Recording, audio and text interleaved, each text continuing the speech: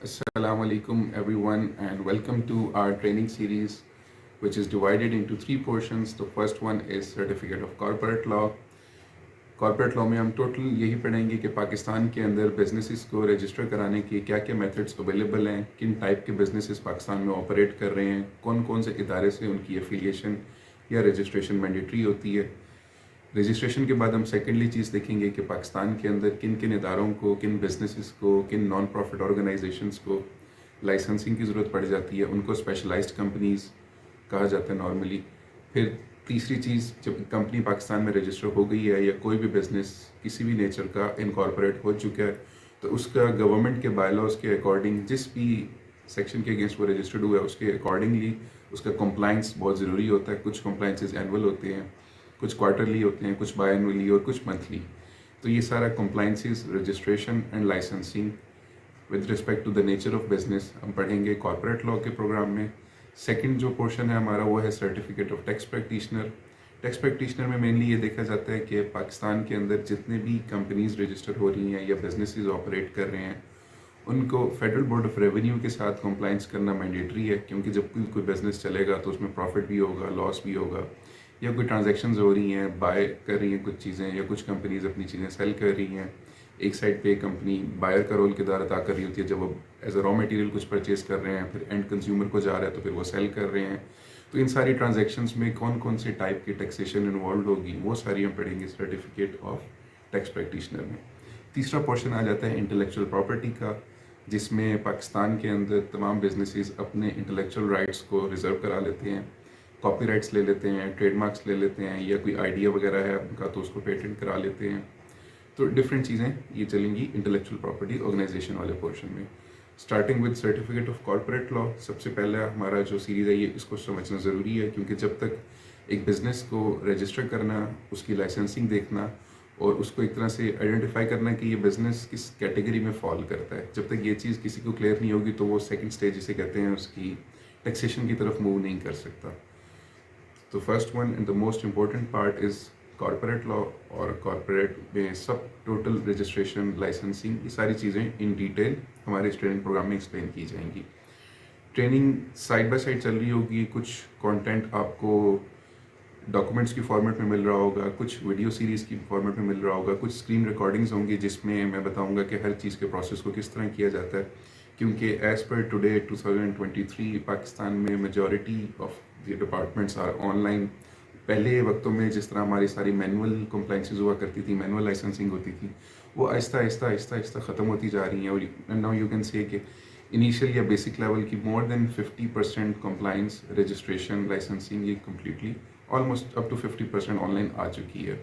बाकी कुछ चीज़ें मैनुअल होंगी, जो चीज़ें मैनुअल भी हैं उनकी भी डॉक्यूमेंटेशन आपको व्हाट्सएप ग्रुप्स में, या अगर आप मेरे साथ ईमेल पे कॉरेस्पॉन्डेंस में हैं या लिंक्डइन में हैं तो वहाँ पर प्रोवाइड कर दी जाएगी।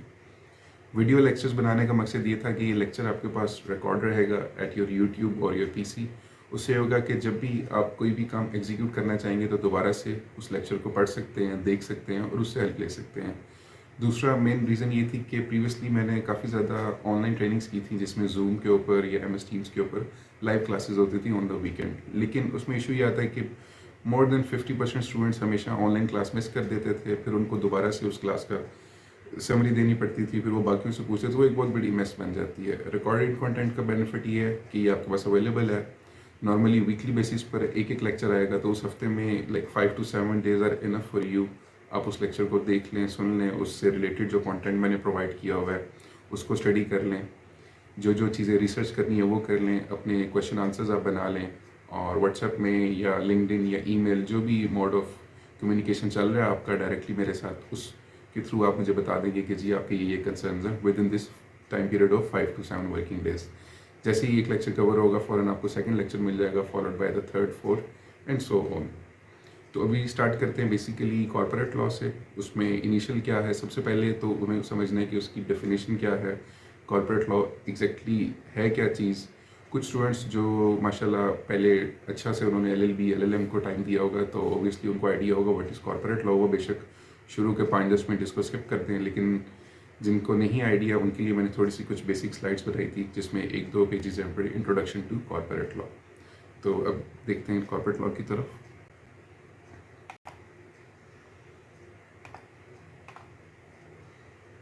इसमें ये स्लाइड्स जो मैंने बनाई हुई हैं ये भी आपको मिल जाएंगी, मैं व्हाट्सएप पे ईमेल और लिंक्डइन तो whatever the platform we are using वहाँ पर आपको अवेलेबल कर दी जाएंगी। लेक्चर 1 है बेसिकली आज हमारा, और स्टार्ट करने जा रहे हैं इसको। इसमें बेसिक था कि what is corporate law. Corporate law की कुछ डेफिनेशंस हैं और कुछ वर्ड्स मैंने इसमें बोल्ड भी किए हुए हैं, आप कर्सर मेरा देख रहे होंगे। कॉर्पोरेट लॉ क्या है? It includes laws related to the formation and registration of corporations. जो एक इंपॉर्टेंट वर्ड है उसको मैंने बोल्ड किया हुआ, जैसे यहाँ पे फॉर्मेशन एंड रजिस्ट्रेशन को बोल्ड किया कि कोई भी कॉर्पोरेशंस कैसे रजिस्टर होंगी, उनके शेयर होल्डर के क्या राइट्स होंगे, रिस्पॉन्सिबिलिटीज़ क्या होंगी, उनकी मैनेजमेंट कैसे चलेगी और गवर्नेंस ऑफ कॉर्पोरेशंस किस तरह चलाई जाएगी। ये सारी चीज़ें कॉर्पोरेट लॉ का हिस्सा आती हैं। फिर corporate law mergers and acquisitions को भी डील करता है कि जब पब्लिक लिमिटेड कंपनीज या लिमिटेड कंपनीज प्राइवेट लिमिटेड वो मर्जर करती हैं या एक कंपनी दूसरी कंपनी को एक्वायर कर रही होती है, तो उसमें कौन कौन से बाय लॉज को मद्देनज़र रखना ज़रूरी है, वो सारा भी कॉर्पोरेट लॉ के अंदर इंक्लूडेड होता है। थर्ड आ जाता है इसमें कि जी लीगल एंड रेगुलेटरी रिक्वायरमेंट्स क्या हैं, कि कौन कौन सी लीगल चीज़ें पूरी करेंगे तो एक उस कॉर्पोरेट का बिजनेस का एक फ्रेमवर्क बन जाएगा। फोर्थ इसमें है कि जी corporate law is complex and constant evolving area of law that affects many aspects of business operations and transactions. कोई भी बिजनेस रजिस्टर हो गया है तो उसके फ्यूचर ऑपरेशंस किस तरह चलेंगे, उसकी ट्रांजैक्शंस किस तरह चल रही होंगी, तो वो सारी चीज़ें भी गवर्नमेंट ऑफ पाकिस्तान ने या जिस भी स्टेट में आप हैं, इंडिया में है तो इंडिया की गवर्नमेंट ने, यूएस में उनका अपना इदारा है। जैसे पाकिस्तान में security exchange commission of Pakistan है जो रेगुलेट करता है, इंडिया में security exchange commission of India है, उसे SEC इंडिया कहते हैं, और यूएस का डिफरेंट, यूके का डिफरेंट, तो वो सारी चीज़ें इसमें स्टडी करेंगे।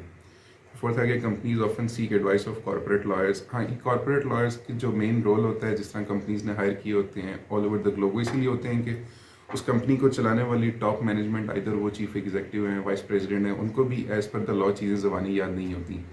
फॉर एग्जांपल किसी सीनियर मैनेजमेंट के बंदे ने किसी को जॉब से निकालना है या रखना है, या कोई मेजर डिसीजंस लेने हैं, या बोर्ड ऑफ गवर्नर्स में चेयरमैन को चेंज करना है, जो भी चेंजिंग्स हैं उनको नहीं आइडिया होता कि हम एज पर द लॉ किस चीज़ को कैसे कर सकते हैं। तो हमेशा वहाँ पर कॉर्पोरेट लॉयर्स की उनको नीड आती है जो कंपनीज ने इन हाउस रखे होते हैं अपने पास। नेक्स्ट आ गई importance of corporate law in Pakistan.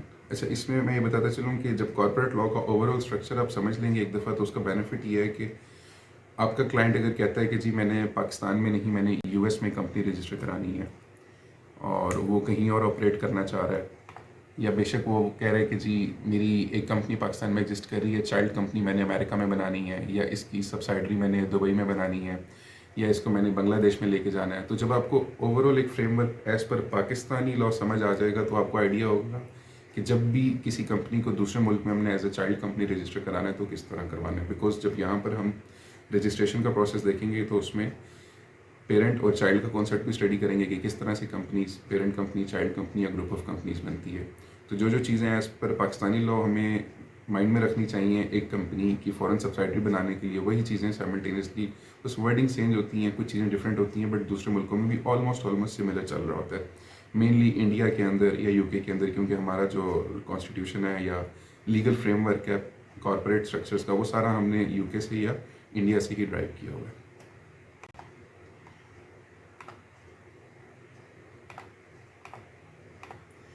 अच्छा, अब इसमें ये था कि importance of corporate law in Pakistan. किसी भी बिजनेस की फॉर्मेशन एंड रजिस्ट्रेशन, यहाँ पर भी मैंने बोल्ड किया हुए इंपॉर्टेंट वर्ड्स को, कि कोई भी बिजनेस पाकिस्तान के अंदर किस तरह रजिस्टर होगा और उसकी फॉर्मेशन की क्या क्या लीगल फ्रेमवर्क बनाया जाएगा, वो टोटली कॉर्पोरेट लॉ का हिस्सा है। फिर जब रजिस्टर हो जाएगा तो उसमें शेयर होल्डर्स की क्या रिस्पॉन्सिबिलिटीज़ हैं, किस तरह उसको ऑपरेट किया जाएगा, वो टोटली कॉर्पोरेट लॉ उसको डील करता है। Next, legal protection. Corporate law सिर्फ इसलिए नहीं होता कि हमने इसको स्टडी करना है कि ये हमारी मजबूरी है, अक्सर मजबूरी नहीं होती, अक्सर हम खुद शौक से अपनी चीज़ों को लीगलाइज कर रहे होते हैं to avail the future concern, मतलब फ्यूचर में हमें कोई लीगल प्रोटेक्शन मिल जाए, कोई भी हमारी उसी नेम को दोबारा ना यूज़ कर ले, या हम कोई ऐसे ट्रांजेक्शन ना कर बैठें जो कि लीगली तब करनी चाहिए थी अगर एक सर्टन लाइसेंस हमारे पास था। विदाउट गेटिंग दैट लाइसेंस वो ट्रांजेक्शन आपके लिए इलीगल भी हो सकती है। नॉर्मली बिजनेस करना लीगल है, सबका राइट है, एक फंडामेंटल राइट है सिटीजन का कि वो बिजनेस करे, लेकिन स्टिल बहुत सी ऐसी चीज़ें जो नॉर्मली लीगल होती हैं लेकिन उनके कुछ पैरामीटर्स होती हैं कि XYZ लाइसेंस आपने लेना है और वो ट्रांजैक्शन करनी है। फिर लास्ट पोर्शन इंपॉर्टेंस में ये है कंप्लाइंस का, कि कंप्लाइंस बहुत ज़रूरी है। कंप्लाइंस क्योंकि ऑब्वियसली जो इदारा हमें बता रहा है कि आपने अपना बिजनेस किस तरह रजिस्टर करना है, लेट्स सपोज पाकिस्तान की बात करें हमारे कॉर्पोरेट सेक्टर की, तो security exchange commission of Pakistan हमें बताता है कि जी आपने अपना बिजनेस कैसे रजिस्टर करना है। तो जब SECP से हम देख रहे हैं कि हमने रजिस्टर कैसे करना है, तो उसका कंप्लाइंस कैसे, वो भी वही इदारा ही हमें बता सकता है कि आपने उसका कंप्लाइंस किस तरह करना है। नेक्स्ट ये कुछ पॉइंट्स हैं उसके इंपॉर्टेंस के, इन्वेस्टमेंट और बिजनेस डेवलपमेंट में भी ज़रूरी है, इकोनॉमिक ग्रोथ में ज़रूरी है, और डिस्प्यूट रेजोल्यूशन में भी जब कोई भी कंपनीज के डिस्प्यूट्स बनेंगे तो किन ग्राउंड्स के ऊपर उनको दोबारा सॉर्ट आउट किया जाएगा। ये बेसिक डेफिनेशन थी, इसको याद करने की या समझने की इतना ज़्यादा कोई ज़रूरत नहीं है, बस एक रफ आइडिया हो जाए आपको कि कॉर्पोरेट लॉ है क्या, दैट्स इनफ। नेक्स्ट ये क्वेश्चन था कि जी 3 मेजर रेगुलेटर्स हैं पाकिस्तान में जो कॉर्पोरेट लॉ को डील कर रहे होते हैं। इन तीनों को मैंने प्रॉपर बॉक्सेस में इसलिए लिखा है कि majority of your corporate sector always and always deals with these 3 institutes in Pakistan. The one, Federal Board of Revenue; second, Securities and Exchange Commission of Pakistan; third, IPO. कोई भी इंसान अगर कहता है कि जी मैं कॉर्पोरेट लॉयर बनने जा रहा हूँ या मैंने कॉर्पोरेट लॉ में काम करना है, तो उसको इन 3 इदारों के नाम ज़बानी याद होने चाहिए, इनकी रिस्पॉन्सिबिलिटीज़ क्या हैं, इनकी ड्यूटीज़ क्या हैं, इनसे हम किस किस तरह से अप्रोच कर सकते हैं, किस टाइप की ट्रांजैक्शन में, किस टाइप की लाइसेंस में, किस टाइप के बिजनेस में हमने किस इदारे को अप्रोच करना है। तो ये 3 मेन हैंपड़े पाकिस्तान में जो चल रहे हैं, जिनके बगैर बिजनेसेस को ऑपरेट करना हाईली हाईली इम्पॉसिबल है। हाँ, इन 3 के अलावा 15-20 और इंस्टीट्यूट्स भी आएंगे, लेकिन वो यूँ समझ लें किसी इदारे का रोल 5% होगा, किसी का 10% होगा। मैं एक एग्जांपल आपको बता देता हूँ, जैसे let's suppose ministry of tourism का, वहाँ पे डिपार्टमेंट ऑफ टूरिस्ट सर्विसेज एक और मिनिस्ट्री ऑफ टूरिज़्म की सोसाइटी या कह लें, या उनकी मिनिस्ट्री है जो कि लाइसेंसेस ग्रांट करती है टूरिस्ट के बिज़नेस के लिए, जो लोग पाकिस्तान से बाहर वीज़ा लगवाते हैं, या जितनी ट्रैवल एंड टूर एजेंट्स बैठे हैं ये सारे वहाँ से रजिस्टर होते हैं, या चित्राल और गिलीत वाली साइड पे जो रेस्टोरेंट्स और रिजॉर्ट्स बने होते हैं उनके लिए वहाँ रजिस्टर होना ज़रूरी होता है। अब कोई भी कंपनी पाकिस्तान में बनने जा रही है, उसने SECP से तो रजिस्ट्रेशन लेनी है, लेकिन अगर उसने ट्रैवल एजेंट का काम करना है तो उसके लिए एक सेकेंडरी लाइसेंस इन्वॉल्व हो गया, वो डिपार्टमेंट ऑफ टूरिस्ट वाला। एक छोटी सी एग्जांपल इसलिए मैंने आपको बताई है कि आपको ये आइडिया हो जाए कि बहुत से ऐसे इदारे हैं जिनका रोल 1% या 2% है। क्यों? क्योंकि उस नेचर ऑफ बिजनेस में वो चीज़ ज़रूरी ही नहीं है। Main SECP, FPR and IPO, इन 3 को आपने ज़बानी याद कर लेना है, इनके पूरे फ्रेमवर्क ज़बानी याद होने चाहिए और हर चीज़ इसकी फिंगरप्रिंट्स पे हो। मैं इनकी वेबसाइट्स का भी एक लेआउट आपको दिखा देता हूँ कि किस तरह से इनकी वेबसाइट्स हैं।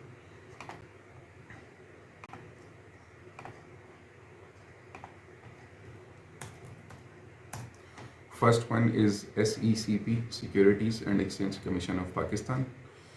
अभी इस before moving to second lecture, जो बीच में टाइम होगा आपके पास कुछ डेज़ का, इसमें आपने SECP की पूरी वेबसाइट को एक्सप्लोर करना है। उसमें सर्विसेज के टैब में जाना है कि सर्विसेज कौन कौन सी अवेलेबल हैं।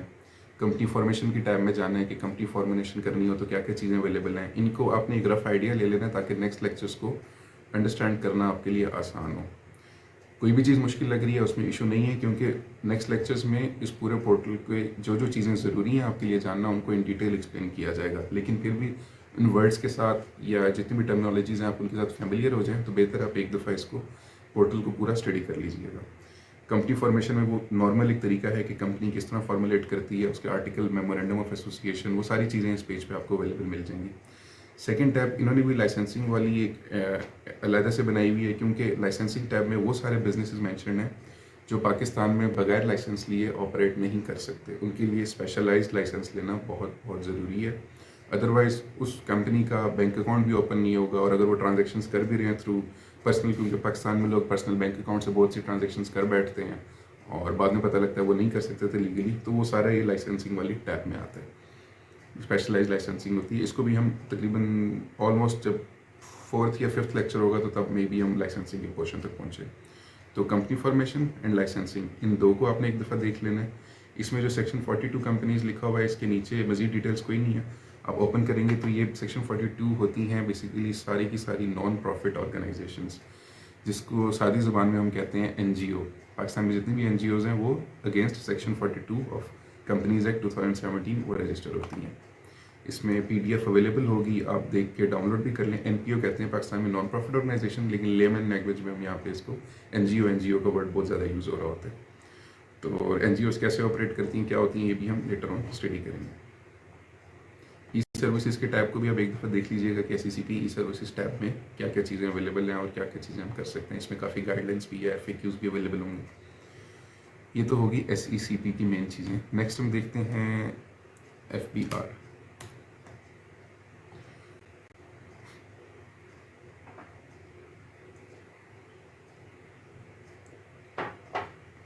ये फेडरल बोर्ड ऑफ रेवेन्यू का पोर्टल है। इसमें गाइडेंस, नोटिसेस, ऑनलाइन सर्विसेज कौन कौन सी हमारे पास अवेलेबल हैं वो सारी यहाँ पे लेफ्ट साइड पे लिखी हुई हैं। फिर नेक्स्ट टैब है इनकम टैक्स के बारे में गाइडेंस, सारी यहाँ पे अवेलेबल है। थर्ड वन सेल टैक्स और फोर्थ कस्टम्स। जैसे कस्टम बेसिकली FBR की ही सब्सिडरी या कह लें उसकी ही हिस्सा है। जब भी अक्रॉस द बॉर्डर कोई भी ट्रेड होगी, अक्रॉस द बॉर्डर कोई भी बिजनेस हो रहा होगा तो उसके अगेंस्ट कस्टम्स उसको डील करेगा, जिसको हम कस्टम ड्यूटी कहते हैं। विद इन द पाकिस्तान जब बिजनेस हो रहा होगा तो उसमें इनकम टैक्स इन्वॉल्व होगा, सेल टैक्स इन्वॉल्व होगा, FED इन्वॉल्व होगा, फेडरल एक्साइज ड्यूटी। और 18th अमेंडमेंट के बाद से प्रोविंसेस को भी काफ़ी इंडिपेंडेंट राइट्स मिल गए थे कि वो अपनी टैक्स कलेक्शन कर सकते हैं। तो उसमें पंजाब के लिए PRA होगा, पंजाब रेवेन्यू अथॉरिटी, KP के लिए कैपरा होगा, खैबर पख्तूनख्वा रेवेन्यू अथॉरिटी, सिंध के लिए SRA, बलोचिस्तान के लिए BRA। उन चारों के अलग अलग revenue authorities plus one main federal board of revenue, जो कि बेसिकली प्रिंसिपल ऑर्गेनाइजेशन है या मेन ऑर्गेनाइजेशन है जिसने रेगुलेशंस बनानी होती हैं सारी।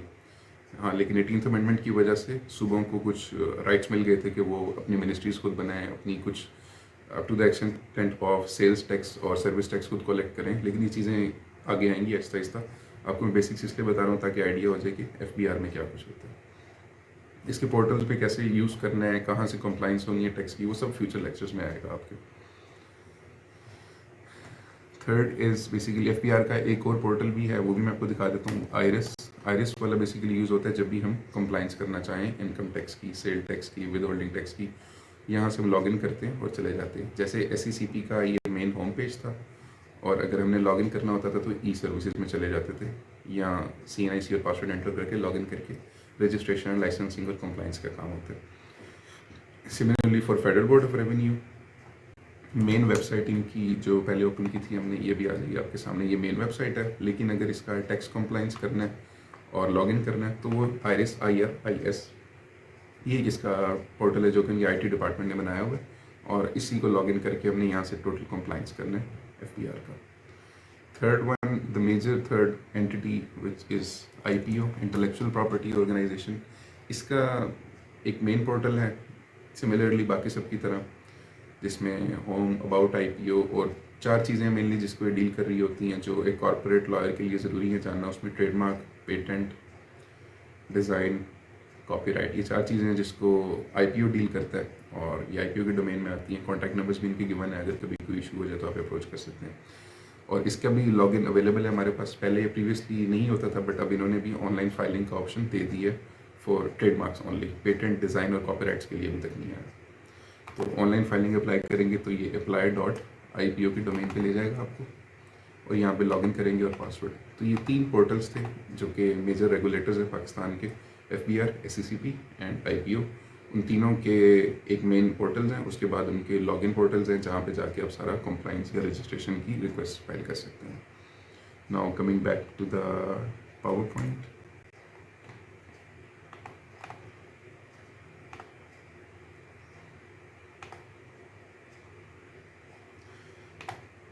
Three major regulators in Pakistan, ये तो आइडिया हो गया। नेक्स्ट अब जाते हैं हम SECP के। SECP नॉर्मली कर क्या कुछ रहा है पाकिस्तान में, securities and exchange commission of Pakistan.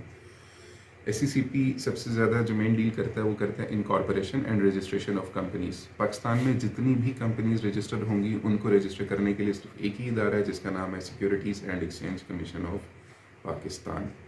Even कोई इंटरनेशनल कंपनी पाकिस्तान में आ रही है तो वो भी अपने आप को SECP में ही एज अ, जो भी फॉरेनर्स पाकिस्तान में, चाइनीज़ आ रहे हैं, बांग्लादेशी आ रहे हैं, कोई भी आ रहा है वो रजिस्टर करना चाह रहे हैं अपना बिजनेस, तो वो SECP में जाएंगे।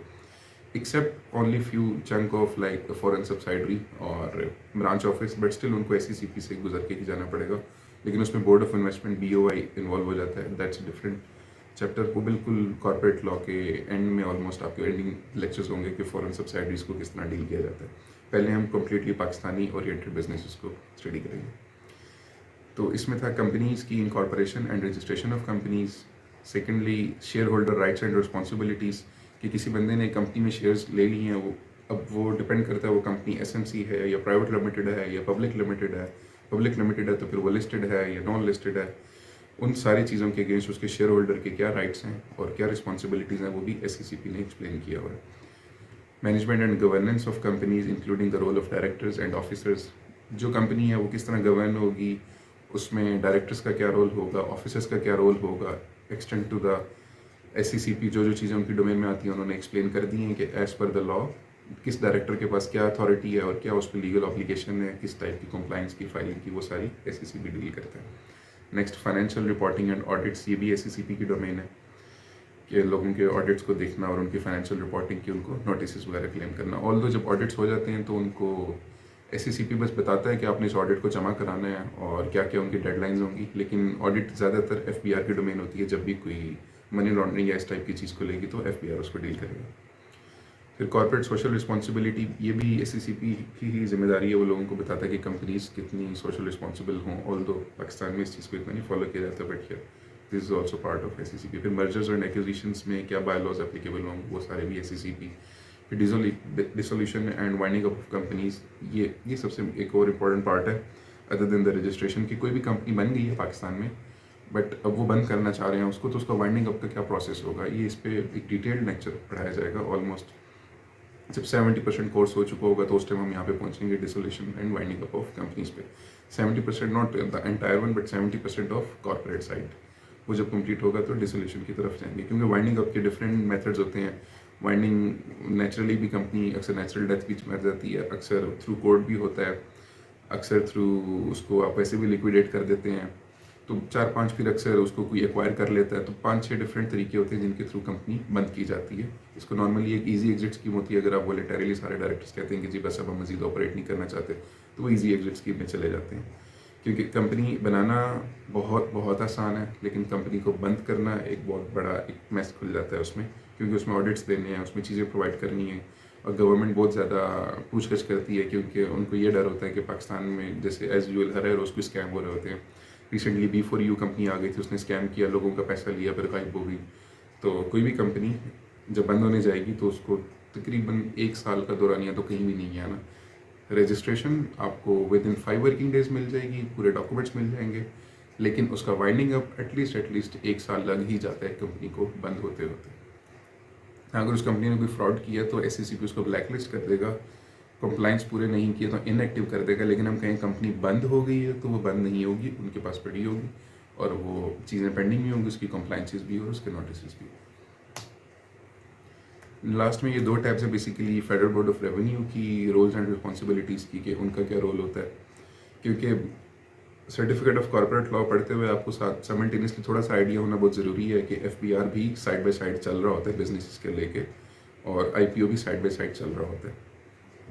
बाकी डिटेल में FBR का क्या रोल है वो टैक्स प्रैक्टिशनर के कोर्स में आपको पढ़ाया जाएगा, बट अभी बेसिक आइडिया मैं इसलिए दे रहा हूँ ताकि कॉर्पोरेट लॉ वाला पोर्शन आपका अच्छे से तैयार हो जाए। उसमें बहुत सी चीज़ें होंगी जो ऐसी टर्मिनोलॉजीज आएंगी जो FBR से कनेक्टेड होंगी, तो जब आप पहले साथ अच्छा से पढ़ लेंगे आपको आइडिया होगा कि FBR is also something which is very important in Pakistan, तो अच्छी तैयारी हो जाएगी इंशाल्लाह।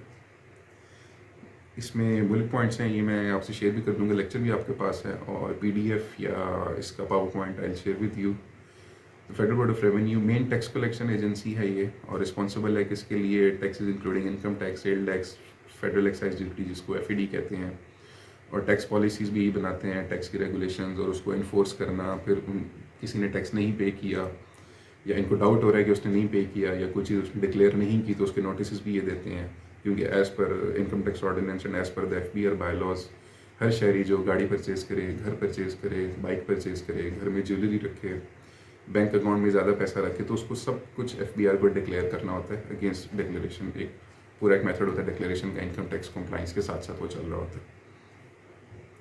तो assessing and collecting taxes, enforcing compliance with tax laws, formulating tax policies, providing guidance and assistance to taxpayers on tax-related matters, conducting audits and investigations to ensure compliance, providing training and development opportunities for its employees.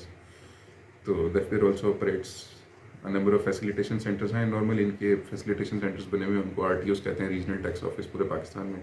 और जो बड़े शहर हैं जैसे इस्लामाबाद, लाहौर, कराची, वहाँ CTO भी होता है जिसको कंपनीज के टैक्स ऑफिस होता है, basically specialized private limited companies और इन सब मैटर्स के लिए। नॉर्मल बेसिक जो है वो RTO डील करता है, और जो लार्ज टैक्स पेयर्स होते हैं उनको LTO, ये चीज़ें आगे आहिस्ते आहिस्ते। हाँ, इसमें एक लास्ट सेंटेंस है वो बड़ा इंपॉर्टेंट है एज, ताकि उसका नॉलेज होना चाहिए as being a lawyer, as being a tax practitioner, कि it is worth noting that the FBR also plays a role in collecting taxes on behalf of the provinces by acting as a collecting agent for the provincial governments under the 7th national finance commission NFC award. ये वही 18th amendment के बाद NFC award आया था और सूबों के पैसे उन तक ही जाने थे, लेकिन अगर एफबीआर तक आ जाएं तो भी एफबीआर प्रोविंसेस को हैंड ओवर कर देता है, बस थर्ड पार्टी एजेंट का किरदार अदा करता है। तो प्रोविंशियल टैक्स कलेक्शन जितनी होती है एफबीआर की जिम्मेदारी होती है उन सूबों तक वापस उस पैसों को पहुंचाना। But this is something internally related to the FBR, और ये उनकी एफबीआर की अपनी जिम्मेदारी है जो उन्होंने पूरी करनी है। और एज बीइंग टैक्स प्रैक्टिशनर हमें पता होना चाहिए, लेट सपोज आपका क्लाइंट कोई प्रोविंशियल गवर्नमेंट है या कोई प्रोविंशियल बॉडी है, तो उस टाइम उस काइंड की लिटिगेशन में ये बहुत काम आएगा, जहाँ प्रोविंसेस वर्सेस स्टेट चल रहा होगा या पीआरए वर्सेस एफबीआर चल रहा होगा, Punjab revenue authority versus federal board of revenue, तो उन मैटर्स में इसका काफ़ी काम है। नेक्स्ट आ जाते हैं इंटेलेक्चुअल प्रॉपर्टी ऑर्गेनाइजेशन में, कि इसके क्या क्या कुछ बेसिक्स काम है जो कर रहे हैं in Pakistan. Registering and granting patents, trademarks, industrial design and copyrights, इसका आइडिया हो गया आपको, वेबसाइट पे भी हमने देख लिया था। Administrating and enforcing compliance with intellectual property laws, providing guidance, promoting and raising awareness, collaborating with other national and international organizations to protect and promote intellectual property rights। तो इसके भी आईपीओ के भी डिफरेंट ऑफिसेज अवेलेबल हैं आपके पास, बड़े शहरों में होते हैं मेनली, छोटे शहरों में आईपीओ की कम ही ब्रांचेज हैं, बड़ी बहुत कम। और उसके कुछ स्टेजेस होती हैं, पहले आपको सर्च करना होता है, सर्च घर बैठ के नहीं कर सकते, आईपीओ के ऑफिस जाना होता है, तो फ़ौरन 10 मिनट में ही आपको रिजल्ट्स मिल जाते हैं। इधर मैं ये जो नाम परसू करने जा रहा हूँ तो वो पहले किसी ने रजिस्टर तो नहीं किया हुआ, ऑनलाइन भी अवेलेबल है लेकिन उसमें टाइम काफ़ी लग जाता है। तो बेहतर ये होता है कि आप फ़ौरन उनके ऑफिस चले जाएँ। लेट सपोज कल को मेरा प्लान है, मैं तहजीब बेकर्स के नाम से एक ब्रांड ओपन करना चाह रहा हूँ, और ऑल द तहजीब इज़ अ वेरी फेमस, किसी छोटी बेकरी का नाम लेते हैं, लेट सपोज आइडियल बेकर्स। तो मुझे नहीं पता कि आइडियल बेकर्स एग्जिस्ट कर रही है या नहीं कर रही इन पाकिस्तान, और अगर एग्जिस्ट कर भी रही है तो उनके पास ट्रेडमार्क है या नहीं, अगर है तो फिर तो मैं बिल्कुल भी उस नेम को नहीं लेके चल सकता। तो उसकी एक सर्च रिपोर्ट होती है, तो जो भी नियरेस्ट मेरा आईपीओ का ऑफिस बनेगा मैंने उसको सर्च करना है, आईपीओ के ऑफिस से ले जाना है, और वहाँ पे जाके 300 का पे ऑर्डर होता है वो जमा कराना है। वो मुझे 15 मिनट का टाइम देंगे, अपने पीसी के ऊपर एडमिन पोर्टल जो होता है उनका लॉगिन करेंगे, मुझे एक्सेस मिल जाएगी। I will just type ideal bakers, मेरे पास पूरी लिस्ट आ जाएगी आइडियल बेकर्स के नाम से पाकिस्तान में किस किस ने ट्रेडमार्क लिया हुआ है। फॉर एग्जांपल किसी ने आइडियल बेकर का लिया होगा, किसी ने आइडियल स्वीट्स का लिया होगा, किसी ने आइडियल फूड इंडस्ट्रीज़ का लिया होगा, तो डिफरेंट टाइप्स के ट्रेडमार्क्स होंगे और उनकी लोकेशन, उनके एड्रेसेस वो सारे सामने आ जाएंगे। और अगर किसी की एप्लीकेशन इन प्रोसेस है, मेरे से पहले उसने फाइल कर दी है, तो वो भी सामने शो हो जाएगी। और ओबियसली जिसने पहले फाइल की होगी मोस्ट प्रोबेबली उसी के चांसेस होंगे कि उसी को अप्रूवल मिल जाए। तो स्टेज ऑफ फाइलिंग भी इसलिए देखते हैं हम कि ट्रेडमार्क क्योंकि 1 या 4 दिन के अंदर नहीं मिल जाता। किसी ने जनवरी 2021 में फ़ाइल किया होगा, आज से 2 साल पहले, तो मोस्ट प्रोबेबली उसे अभी तक मतलब 50-50 चांस है कि उसको मिल गया होगा, क्योंकि मिनिमम से भी मिनिमम 1.5 साल, लाइक 16 to 18 मंथ्स आपके लग जाते हैं ट्रेडमार्क का अप्रूवल लेते लेते। तो जब भी टीएम फाइल करना है किसी ने, तो पहले उसने जाके एक बार लाजमी चेक कर लेना है आईपीओ के ऑफिस से कि उस सिमिलर अवेलेबल है या तो नहीं, वरना वो जो फाइल करेंगे वो खाम बाद में जाकर रिजेक्ट हो जाएगा और अच्छा खासा टाइम ज़ाया हो जाएगा। बट अगेन ये एक बेसिक ओवरव्यू था कि आईपीओ से कैसे डील किया जाता है या मेन क्या क्या चीज़ें जिनको आईपीओ देख रहा होता है। मज़ीद डिटेल में जाना इसका हम फ्यूचर में फर्दर लेक्चर्स में इसको स्टडी करेंगे। नेक्स्ट आ गया जी types of businesses in Pakistan, ये कौन कौन से बिजनेसेस हमारे पास अवेलेबल हैं जिनको हम रजिस्टर कर सकते हैं। जो मोस्टली वेल नोन और मोर इम्पोर्टेंट ऑप्शंस थी वो सारी मैंने लिख दी हैं। इनके अलावा मेरा नहीं ख्याल कोई भी और ऑप्शन होगी इन पाकिस्तान में बिजनेस रजिस्टर करने की। सबसे एक बेसिक एंटिटी होती है, वो होती है सोल प्रोप्राइटरशिप, जिसको हम कहते हैं कि एक अकेला इंसान मिलकर बिजनेस बना रहा होता है। This is the simplest form of business registration where the business is owned and operated by a single individual. Sole proprietorship सबसे अनसेफ कैटेगरी है और एक अकेला आदमी चला रहा होता है। दूसरी पार्टनरशिप फर्म है। पार्टनरशिप फर्म को नॉर्मली हम एओपी भी कहते हैं, एसोसिएशन ऑफ पर्सनस, ये 2 या 2 से ज़्यादा लोग मिलकर बनाते हैं रजिस्ट्रार ऑफ फर्म्स के पास। तीसरी लिमिटेड लाइबिलिटी पार्टनरशिप है, इसको एलएलपी कहा जाता है, ये एसईसीपी में रजिस्टर होती है, इसको भी 2 या 2 से ज़्यादा लोग मिलकर बनाते हैं। बट इसमें ये सेफ कैटेगरी है, ये अनसेफ नहीं है। पहले वाली दोनों अनसेफ हैं। क्यों सेफ और अनसेफ है मैं आपको आगे बताता हूँ मजीद। Third one is single member company. ये एक तरह की प्राइवेट लिमिटेड कंपनी ही होती है और प्राइवेट लिमिटेड कंपनी वाले bylaws mainly maximum like up to 60-70% वही एप्लीकेबल होते हैं प्रोटेक्शन इसको प्राइवेट लिमिटेड वाली मिलती है, लेकिन होती है एसएमसी है, इसको हम कहते हैं एसएमसी प्राइवेट लिमिटेड। जब कोई एक अकेला डायरेक्टर वही कंपनी का शेयर होल्डर है और वही डायरेक्टर है और वो बिजनेस ऑपरेट करने जा रहा है तो उसको एसएमसी प्राइवेट लिमिटेड बनता है। 1 2 3 4 कैटेगरीज ये होगी। 5th कैटेगरी आ गई प्राइवेट लिमिटेड कंपनी। ये सबसे ज़्यादा वेल नोन और सबसे ज़्यादा यूज़ होने वाली कैटेगरी है, जिसको अब ढेरों कंपनीज को देखते होंगे वो प्राइवेट लिमिटेड होंगी। जब 2 या 2 से ज़्यादा लोग मिलकर कंपनी बनाते हैं तो वो प्राइवेट लिमिटेड कहलाती है। फिर नेक्स्ट कैटेगरी आ गई public limited company. Public limited company वो होती है जो नॉर्मली 3 या 3 से ज़्यादा लोग बना लेते हैं उसको, बट वो लिस्टेड होती है या नहीं होती इसके अगेंस्ट भी उसकी फर्दर क्लासिफिकेशन होती है। 2 तरह की PLCs होती हैं, one listed and the other one is non listed. जो स्टॉक एक्सचेंज में लिस्टेड होती है उसके ऑलमोस्ट 7 मेंबर्स होने चाहिए मिनिमम डायरेक्टर्स। जैसे प्राइवेट लिमिटेड का मैंने कहा था 2, एसएमसी का कहा था 1, प्राइवेट लिमिटेड में 2, पब्लिक लिमिटेड लिस्टेड में 7 और पब्लिक लिमिटेड नॉन लिस्टेड में 3। ये जो लास्ट वन है पब्लिक लिमिटेड कंपनी, ये नॉन लिस्टेड का है पड़ा। इसमें आई थिंक स्टेटमेंट ऐड नहीं हुई, मैं ये वर्ड ऐड कर देता हूँ कि ये नॉन लिस्टेड है और पीछे वाला लिस्टेड है, क्योंकि इसमें लिखा हुआ है कि इसके where the company is publicly traded on stock exchange, और ये वाली स्टॉक एक्सचेंज में ट्रेड नहीं होती। तो मैं आपको नेचर ऑफ बिजनेसेस को थोड़ा सा मज़ीद एक्सप्लेन कर देता हूँ ताकि आगे जाने से पहले आसानी हो जाए। कुछ जो अभी हमने पढ़े हैं 5-6 nature of businesses in Pakistan, उनको समझना इसलिए भी ज़रूरी है कि जब भी कोई क्लाइंट आपके पास आएगा या अगर आप किसी क्लाइंट के पास एज एन कॉर्पोरेट लॉयर काम कर रहे हैं तो उनको रजिस्ट्रेशन नहीं मिली हुई या लाइसेंस नहीं ग्रांट हुआ, तो हमने उनकी nature of business, nature of work, nature of partnership, nature of share holding या उनकी विशेज़ और गोल्स क्या हैं, उन्होंने किस टाइप की प्रोटेक्शन चाहिए गवर्नमेंट से, इन चीज़ों को माइंड में रखते हुए हम आइडेंटिफाई करते हैं कि जी इसको कौन सी कैटेगरी में फॉल होना चाहिए। जैसे सबसे पहली कैटेगरी मैंने बताई थी सोल प्रोप्राइटरशिप, सबसे सिंपलेस्ट, सबसे ईजीएस्ट कैटेगरी है, but again it's highly highly unsafe. Unsafe का वर्ड मैंने क्यों यूज़ किया, बिकॉज सोल प्रोप्राइटरशिप जब रजिस्टर होती है उसमें जो उसका मालिक है उसके एसेट्स 1% भी सिक्योर नहीं होते हैं। मैं इसको मज़ीद एलेबोरेट कर देता हूँ आसानी के लिए। लेट्स सपोज एक इंसान ने कोई कंपनी बनाई है मीडिया की, XYZ मीडिया स्टूडियोज़ या XYZ स्टूडियोज़ के नाम से बिजनेस बनाया है, उसको सोल प्रोप्राइटर की कैटेगरी में रजिस्टर किया है। अब उस स्टूडियो में कुछ एम्प्लॉयज़ आ जाते हैं, जॉब कर रहे हैं, कुछ उसने मार्केट की पेमेंट्स देनी है, ऑफिस बनाया है, लैंडलॉर्ड का रेंट देना है, नया टेल का इंटरनेट लगाया है, उसके बिल्स देने हैं, मतलब अच्छी खासी खपत स्टार्ट हो गई है। बट एक स्टेज आती है कि उस सोल प्रोप्राइटर बिजनेस में उस इंडिविजुअल के पास प्रॉफिट आना बंद हो गया, अब वो लॉस की तरफ जा रहा है। जब वो लॉस की तरफ जाएगा तो एक स्टेज आएगी, वो कहेगा कि जी नाउ आई एम बैंकरप्ट। जब वो खुद को बैंकरप्ट डिक्लेयर करेगा तो सोल प्रोप्राइटर में वो सिर्फ और सिर्फ बिजनेस को बैंकरप्ट नहीं कर सकता, उसको अपनी पर्सनल चीज़ों को भी शो करना पड़ेगा। लेट्स सपोज एक आदमी जो सोल प्रोप्राइटर है उसका बिजनेस 0 प्रॉफिट कमाता है, अब लाइबिलिटीज़ बढ़ चुकी हैं, प्रॉफिट बिल्कुल ख़त्म हो चुका है। वो ये नहीं कह सकता कि मेरे इस XYZ स्टूडियो का बैंक अकाउंट खाली है तो मैं इन सबको पैसे नहीं दे सकता, ये सब चले जाए, नहीं। बल्कि as per the law government क्या कहेगी, कोई भी बंदा उसके खिलाफ शिकायत लेके अगर अदालत में जाएगा कि ये सोल प्रोप्राइटर बिजनेस है और इसने मेरे पैसे देने थे नहीं दिए, तो गवर्नमेंट कहेगी कि ठीक है आपने XYZ स्टूडियो के नाम से बिजनेस किया है, वो नहीं चल सका, दैट्स फाइन, लेकिन उसी स्टूडियो के अगेंस्ट आपने चेक भी दिए हुए हैं, आपने लोगों से प्रोमिस किए हुए हैं, कमिटमेंट्स की हुई हैं और आपकी पेमेंट्स लेट हैं। तो इसका एक ही वे आउट है कि आपके नाम पे कोई बाइक अवेलेबल है, व्हीकल कोई भी, वो एक साइलेंट टैक्सेशन से देख लेंगे, गाड़ियाँ आपके नाम पे रजिस्टर्ड हैं पर्सनल नेम पे, आपके नाम पे कोई अपार्टमेंट है, प्लॉट है, किसी भी टाइप का एसेट और आपके पर्सनल अकाउंट का बैंक बैलेंस, वो सारी चीज़ें आपको डिक्लेयर करनी होंगी। और उन चीज़ों को बेच के अगर आप खुद मर्जी से बेच देंगे तो वेल एंड गुड, अदरवाइज उसका ये ऑप्शन होगा कि उनकी नीलामी होगी, वो चीज़ें बिकेंगी और जिनका आपने पैसा देना आपको पैसा देना होगा। तो सोल प्रोप्राइटरशिप में आप उस इदारे को बैंकरप्ट नहीं कर सकते, बल्कि इटसेल्फ आप खुद बैंकरप्ट हो जाते हैं और आपको अपनी सारी चीज़ें बेचनी पड़ जाती हैं। फिर दूसरी बात आती है कि ये फिर एग्जिस्ट ही क्यों कर रहा है सोल प्रोप्राइटरशिप, अगर ये इतना हाईली अनसेफ है।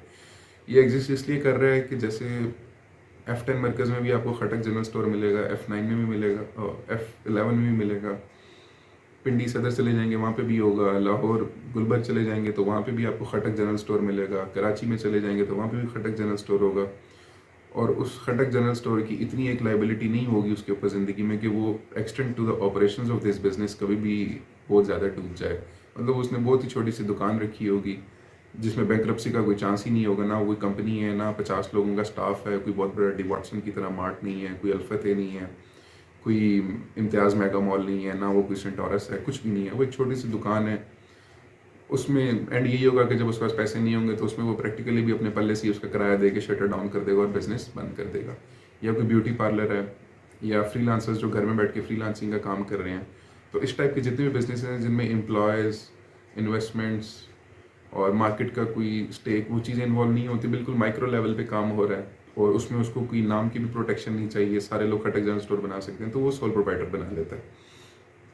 सोल प्रोप्राइटर से थोड़ी सी बेहतर कैटेगरी आ जाती है एसोसिएशन ऑफ पर्सनस या पार्टनरशिप, जिसको हम फर्म भी कहते हैं, पार्टनरशिप भी कहते हैं, फर्म भी कहते हैं, एओपी भी कहते हैं। ये तीनों वर्ड्स पाकिस्तान में यूज़ किए जाते हैं। उसमें दो या दो से लोग ज़्यादा पार्टनर जब मिलकर बिजनेस करेंगे तो वो एओपी बन जाएगी। वो वाली एओपी भी जब बैंकरप्ट होगी तो वो उन तीनों पार्टनर्स के ज़ाती असासे साथ लेके जाएगी।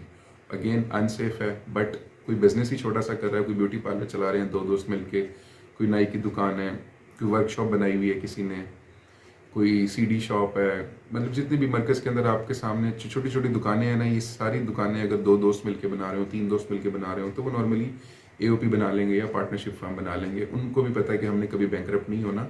इस नेचर ऑफ बिजनेस में बैंकरप्सी का कॉन्सेप्ट एज सच इन्वॉल्व होता ही नहीं है, क्योंकि उनका टाइप ऑफ बिजनेस ही ऐसा है। तो वो लोग एओपी बना लें या सोल प्रोप्राइटर फर्म बना लें।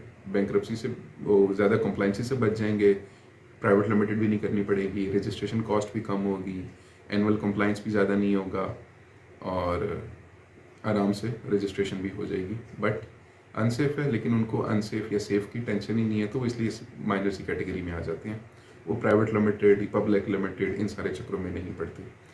Sole proprietorship federal board of revenue से रजिस्टर होगी, एफबीआर, सिर्फ और सिर्फ एफबीआर से। फॉर्म 181 फाइल होगा, उसका ऑर्डर 181 आता है। ये आगे इंशाल्लाह इन फ्यूचर लेक्चर्स हम उसकी कंप्लाइंस रजिस्ट्रेशन पूरी करेंगे। एसोसिएशन ऑफ पर्सनस जो सी है वो रजिस्ट्रार ऑफ फर्म से रजिस्टर होगी। रजिस्ट्रार ऑफ फर्म इस्लामाबाद का अलहदा होगा, रावलपिंडी का अलहदा है, लाहौर में अलग है। इसी तरह जितने भी नॉर्मली डिवीजनल हेडक्वार्टर्स जितने भी हैं उन सारों के रजिस्ट्रार ऑफ फर्म्स अवेलेबल हैं और वो वहाँ से जाके अपनी फर्म को रजिस्टर करा लेंगे। उनको फॉर्म एच मिल जाता है और वो उस बेसिस पे अपना बैंक अकाउंट ओपन कर लेते हैं और फिर उसके बाद उन्हीं डॉक्यूमेंट्स को एफबीआर में लेके जाते हैं और रजिस्टर हो जाते हैं एफबीआर के साथ ही, क्योंकि एफबीआर के में रजिस्टर हुए बगैर कोई भी बिजनेस ऑपरेट नहीं कर सकता। Sole proprietor only with FBR, association of person with registrar of firms plus FBR, इन दो जगहों पर रजिस्टर होगी। तो अभी तक के लेक्चर के लिए यही था। इसमें एक जो वर्ड हमने मेन यूज़ किया था वो था बैंकरप्सी। बैंकरप्सी को आपने लाजमी गूगल में आगे पीछे रिसर्च करना है कि बैंकरप्सी होती क्या है, उसकी काइंड्स क्या होती हैं, कैसे कैसे सिचुएशन में बिजनेसेस बैंकरप्ट होते हैं। फिर आपको आइडिया होगा कि लोग सोल प्रोप्राइटर और एओपी को प्रेफर क्यों नहीं करते और लिमिटेड कंपनीज की तरफ जाते हैं ताकि वो बैंकरप्सी से बच सकें। सोल प्रोप्राइटर एंड एओपी इन दोनों का सिक्योरिटी एक्सचेंज कमीशन से कोई ताल्लुक नहीं है, ना ही एसईसीपी में रजिस्टर होते हैं, ना एसईसीपी में रजिस्टर्ड एंटिटीज़ वाले बेनिफिट्स ये अवेल कर सकते हैं, ना इन्होंने एसईसीपी वाला कंप्लाइंस करना होता है। सोल प्रोप्राइटर ने सिंपली साल बाद अपना इनकम टैक्स कंप्लाइंस करना है और एओपी वाले ने अपना इनकम टैक्स कंप्लाइंस करना है 1 साल के बाद, या अगर वो सेल टैक्स में रजिस्टर है तो वो भी उसने करना है। अब रहेगी बाकी private limited, SMC private limited, public limited, listed and non listed, ये इंशाल्लाह नेक्स्ट लेक्चर में हम करेंगे। अभी तक यही था। इस सारे लेक्चर में जो आज हमने पढ़ा, types of businesses, what is corporate law, इस सारे के रिगार्डिंग जो भी क्वेश्चंस हैं आपके, जो भी क्वेरीज हैं, वो आप मुझे जो ये लेक्चर है इसमें कमेंट बॉक्स में बता सकते हैं। कमेंट्स मुझे मिल जाएंगे इसके, आई विल चेक पर्सनली। दूसरा, व्हाट्सएप पे अगर आपका ग्रुप बना हुआ है या व्हाट्सएप पे आपका जो बैच चल रहा है, ये इंडिविजुअल चैट है, या लिंक्डइन पे हैं आप मेरे साथ, या ईमेल एड्रेस पे हैं, या TSLS के पेज पे हैं, जहाँ पे भी आप मुझसे लाजमी ये क्वेश्चंस पूछ लीजिएगा, जो भी क्वेरीज हों आपकी। अगर वो लिमिटेड टू दिस लेक्चर होंगी तो डेफिनेटली मैं उनको आपको आंसर भी करूँगा, एक्सप्लेन भी करूँगा, और अगर वो उसमें कोई ऐसी चीज़ हुई जो फ्यूचर लेक्चर्स में इन डिटेल एक्सप्लेन होने वाली हुई तो फिर वो मैं आपको इन्फॉर्म कर दूँगा कि ये चीज़ नेक्स्ट लेक्चर्स में हम करेंगे। और अगर आप इस तरह ईजी हों कि लेट्स सपोज आप कहें कि जी 12 मिनट से लेके 14 मिनट तक या 16 मिनट से लेके 18 मिनट तक इस ड्यूरेशन में जो बात आपने की थी वो समझ नहीं आई, तो मैं वो लेक्चर देख लूँगा और उसमें जो जो इस ड्यूरेशन में बात की गई है मैं आपको मज़ीद एलैबोरेट कर दूँगा। अभी तक के लिए इतना था और इंशाल्लाह फिर नेक्स्ट लेक्चर में मिलते हैं। अल्लाह हाफ़िज़।